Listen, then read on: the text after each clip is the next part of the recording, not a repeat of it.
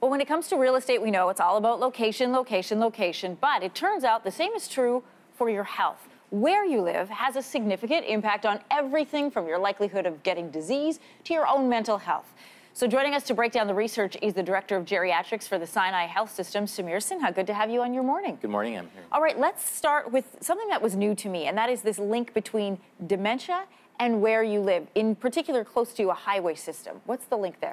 Yeah, so there was a study done here in Ontario that was actually looking at people who live within 50 meters of a major highway or a major road. And they were saying that if you live within 50 meters, you may have an increased risk by 7% of having dementia. But if you live more than 300 meters, less of a risk. What are the factors that could lead to dementia then? Well, these are things that we call, is it really causation or association? That living potentially close to a major highway, more air pollutants, for example, which could cause a less healthy brain.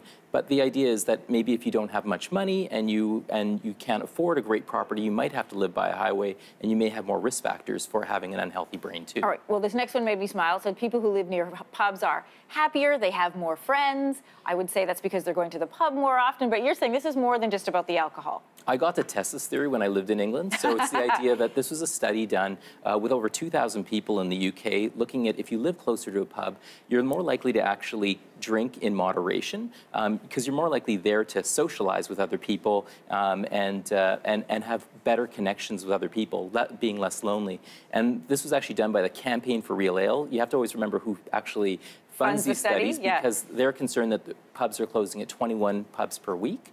And therefore, we're actually losing kind of natural, if you will, centers where we can actually hang out and be together. The watering holes. You got it, absolutely. All right, researchers, speaking of the UK, both there and in the US, have found a link between airports and high blood pressure. And that's not just because you might miss your flight or flights are delayed. It has to do with noise. Absolutely. So this was a fun study done in Greece. It was looking at people living close to Athens airport, busy airport. And they were looking at people who were living with noise levels of greater than 50 decibels, the equivalent of an air conditioner in your room. And they were saying that every 10 decibel increase, your risk of having high blood pressure doubled, which kind of makes sense, right? If it's really, really noisy, you're probably going to be a bit stressed out, and therefore you're more likely. But they didn't find an increased risk of diabetes or stroke. They just said there seems to be a greater likelihood that you're going to be living with high blood pressure. All right, this one was done by a Toronto-based study. It published in the Journal of Nature and found people who live closer to trees are happier and they're less prone to certain diseases like cancer. How is that possible? Well, again, this is the idea that they were saying if you live in a city block with more than 10 trees, and they actually did this study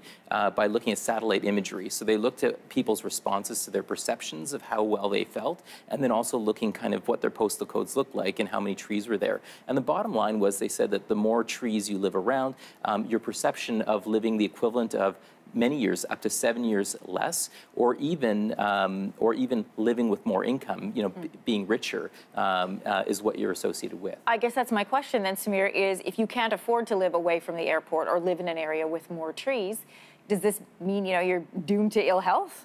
Not necessarily. Again, the key is before you start moving to a forest with a local pub away from a highway and away from an airport, I think the key is remember that these are kind of associations. We don't know if they're causations, but what we can say is, if you just try and exercise regularly, going for a walk, drink and eat in moderation, and maintain a good social network, you're going to live a long and healthy life. Good information to know. Thank you so much. Thank you much.